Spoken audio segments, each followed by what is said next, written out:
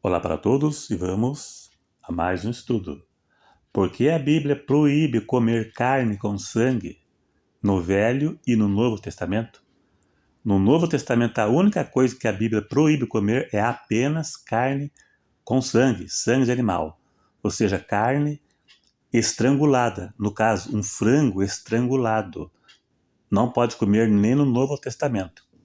Qualquer animal que morra com seu sangue, sem ser tirado de seu corpo.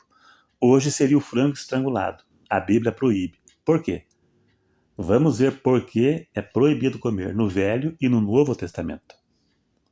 Na Bíblia, especialmente no Antigo Testamento, há uma orientação clara de que os judeus não deveriam comer carne com sangue. Isso porque o sangue era considerado sagrado, representando a vida. E Deus pediu que ele fosse derramado no altar como oferta e não consumido. Não era para ser consumido. Por exemplo, em Levítico 17, do verso 10 a 14, Deus instruiu que o sangue não deveria ser consumido, pois a vida está no sangue e ele deve ser entregue a Deus. Então o sangue simboliza a vida, não era para ser consumido. Essa regra ajudava a manter a santidade e o respeito pela palavra. Essa regra ajudava a manter a santidade e o respeito pela vida, além de reforçar a separação do povo de Deus de práticas pagãs que envolviam o consumo de sangue. Na Bíblia, o sangue era oferecido como sacrifício pelo pecado, porque ele simboliza a vida. Simbolizava no Velho Testamento e ainda simboliza no Novo Testamento. Simboliza vida. Quando alguém pecava, era necessário um sacrifício para pagar pelo erro e restaurar a relação com Deus. O sangue, sendo a essência da vida, representava a entrega da vida do animal ou da pessoa como um ato de arrependimento e de reconhecimento de que o pecado tinha um custo, tinha um preço a pagar. Em Levítico 17, verso 11, Deus explica que a vida da carne está no sangue e que ele deu esse sangue para fazer expiação pelos pecados.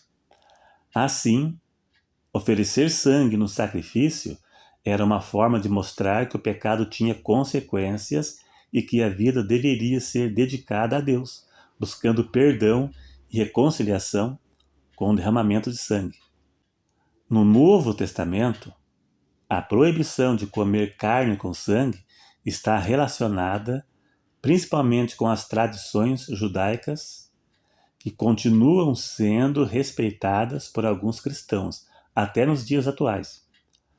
E na igreja primitiva isso era respeitado, essa ordenança de não comer sangue.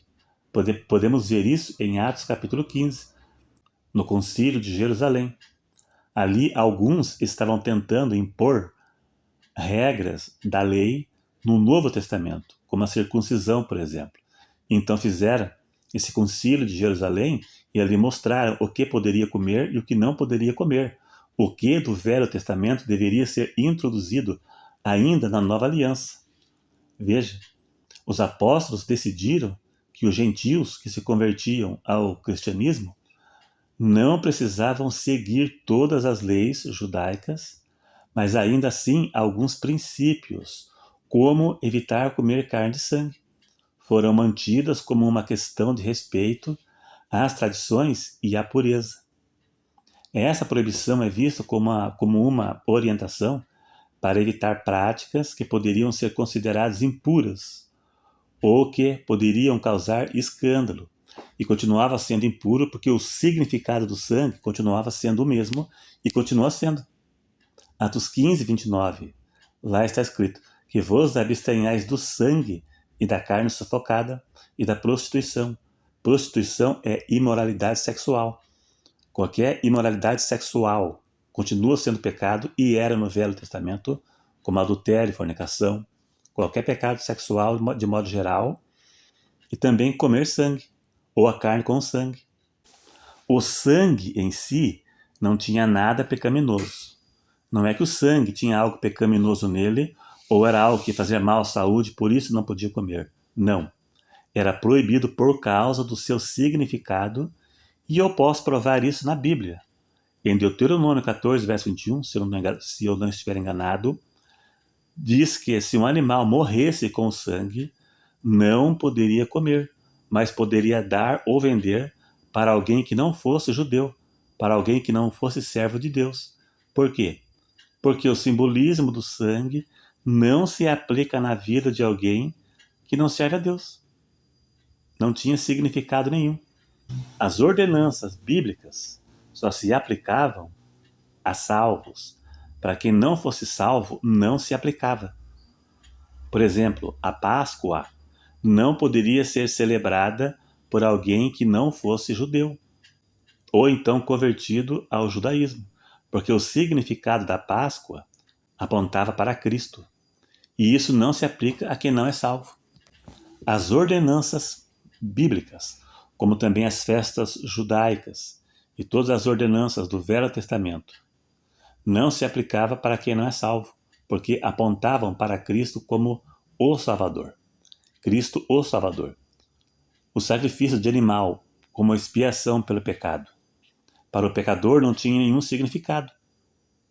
Antes do sacerdote fazer o sacrifício pelo pecado do povo, o povo tinha que fazer um concerto com Deus para que o simbolismo daquilo aplicasse na vida da pessoa, porque era algo que apontava para Cristo.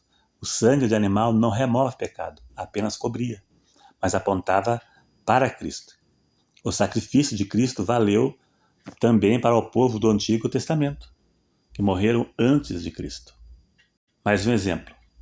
No Novo Testamento foi deixado apenas 2 ordenanças à igreja: o batismo e a ceia. A pessoa se batiza quando ela é salva.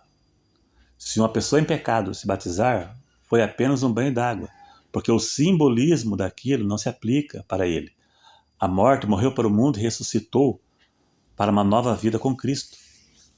É uma metáfora, é um banho simbólico, é um banho metafórico, que apaga os pecados, que remove os pecados simbolicamente.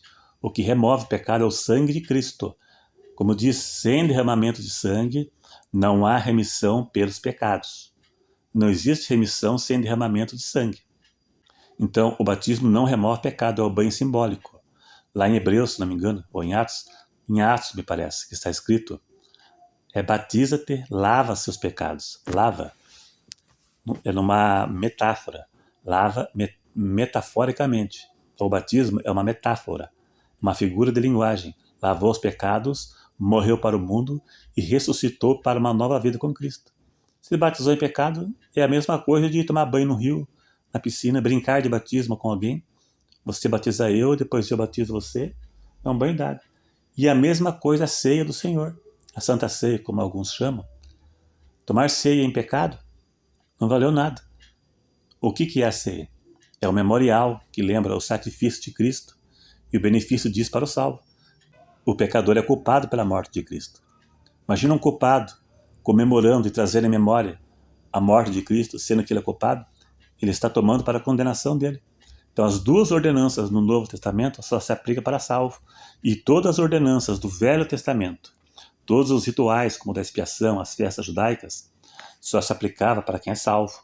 Para quem não fosse, era uma perda de tempo. Por isso que Deus já mandava para não deixar participar ou não participar quem não fosse judeu ou convertido ao judaísmo. Creio que deu para compreender. Vídeo curto e grosso, mas curto e grosso e objetivo, né? Então é isso aí, dá um joinha se gostou para ajudar na divulgação, se inscreva para ajudar o canal e até o próximo.